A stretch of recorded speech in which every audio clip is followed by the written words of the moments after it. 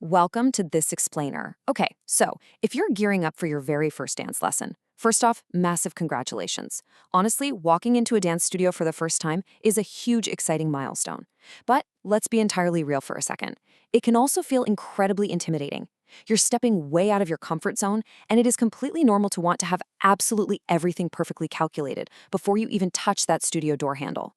I mean, so many of us have literally sat in the car outside a new studio, heart pounding, terrified of looking foolish just because we didn't know the unwritten rules. Well, today we're going to completely eliminate that stress for you. Because it's such a big, vulnerable moment, right? Your brain almost immediately jumps to the most common question every single beginner faces. What on earth should I wear? And you know what? It's a perfectly natural anxiety. You might be worried about wearing restrictive clothing and basically not being able to move, or maybe wondering if you're going to overheat halfway through the warm-up. Or perhaps you're just incredibly anxious about messing up some unspoken studio etiquette and sticking out like a sore thumb. The fear of being the only person in the room who dressed incorrectly? Yeah, it's very real. But we've all been there, and we're going to fix that right now. But hey, before any panic actually sets in, I want you to remember this core philosophy directly from our source material. What you wear matters less than showing up. I absolutely love this, and I really want you to internalize it before we even talk about a single piece of clothing. Your presence, your willingness to learn, your enthusiasm, those are by far the most important parts of the lesson. The outfit, it's merely a tool. It's just geared to help you get the absolute most out of that experience and clear your mental runway. Okay, let's dive into this. Here is our clear roadmap to completely eliminate that wardrobe stress today. We'll cover 1. Comfort over everything. 2. Clothing for free movement. 3. Choosing the right shoes. 4. Hair and minimal accessories. And finally, 5. The pre-class checklist. Let's get right into it. Section 1. Comfort over everything. Safety and mobility first. Listen, when you step onto that dance floor, your instructors basically have two immediate priorities for you: ensuring you're safe and ensuring you have full, unrestricted mobility. This is incredibly vital when you're just starting out and trying to train your body to master basic footwork and posture. So the golden rule here? You need to be able to bend, stretch, and turn without your clothes riding up, sliding down, restricting your legs, or honestly just generally causing you to overthink. The goal is to completely eliminate the need to constantly adjust your outfit during class. Nobody wants to be mid-spin frantically tugging at a hemline, right? You want every single ounce of your mental energy focused on the rhythm, the music, and the steps, not fighting a losing battle with your own clothes. Section 2. Clothing for free movement. Finding what flows with you. Now that we really understand that comfort-first philosophy, let's talk about some specific strategies. The absolute best approach is choosing materials that act almost like a second skin. Things like leggings, fitted joggers, dance shorts, stretch skirts, and performance tees are absolutely ideal because they support a full range of motion. Plus, fitted clothing actually allows your instructor to see your knees, your hips, and your shoulders so they can help correct your alignment. On the flip side, you want to aggressively avoid anything bulky around the wrists, the waist, or the hips. Heavy sweaters, long dresses, loose sleeves, they aren't just going to trap heat and make you sweat uncomfortably, they actively obstruct your footwork. And if you're learning a partner dance, like salsa or swing, bulky sleeves can easily tangle up your partner's hands, which totally interrupts the connection and the learning process. But hey, what if you're someone who genuinely prefers a looser fit for comfort or just your own personal style? Well, there's a helpful little caveat to keep in mind. Simply choose highly breathable, lightweight fabrics and just do a quick mental physics check on how those clothing are going to move. Think about centrifugal force. As long as a spin isn't going to send your clothing literally flying up into your line of sight or wrapping awkwardly around your own legs and trapping your knees, you're going to do just fine. You just want your physical line of movement to remain totally clear. Section 3. Choosing the right shoes. Traction and stability. Okay, let's systematically break down what shoes work best because honestly, this is arguably the most complex part of assembling your outfit. The perfect footwear heavily depends on both the dance style and the studio floor. First up, standard street shoes. These are generally a massive no-go.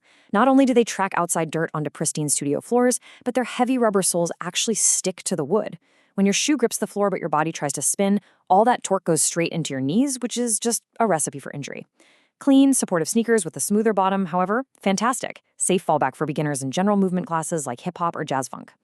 Now, if you're getting serious about ballroom or salsa, actual dance shoes are pure magic. They use specialized suede or leather soles to give you the absolute perfect balance of glide and grip. And finally, bare feet. Only do this if the studio explicitly tells you it's allowed, like in contemporary or modern dance, to avoid incredibly painful slipping or floor burns. Still trying to decipher the perfect friction level for your footwear? If it's leaving you stressed, here is the ultimate stress-reducing tip.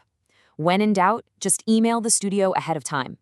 Or toss a couple of your preferred clean shoe options in your bag and simply ask the instructor directly what works best right before class starts.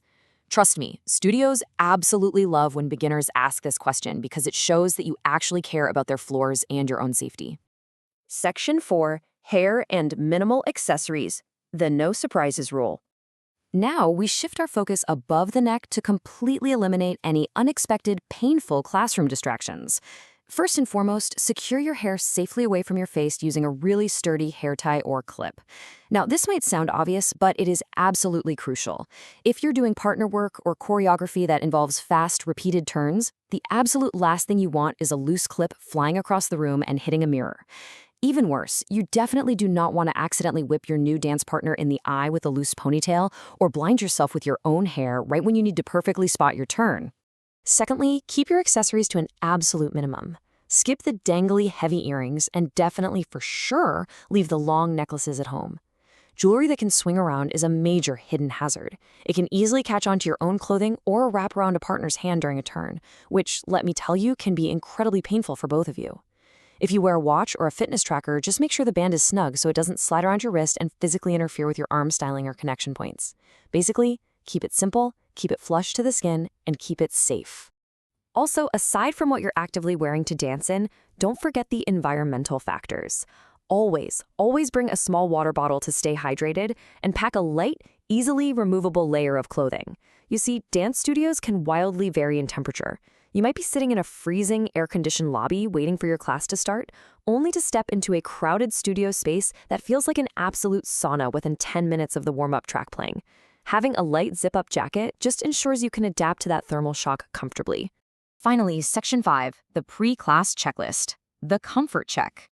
Okay, I want you to act as your own personal coach here and treat this like a mini activity. Before you even grab your keys to leave the house, put your chosen outfit on and do this physical test. Seriously, go ahead and do it right in your living room. Step 1, can you drop into a deep, comfortable squat? Step 2, can you take a wide lunge forward without your pants pinching?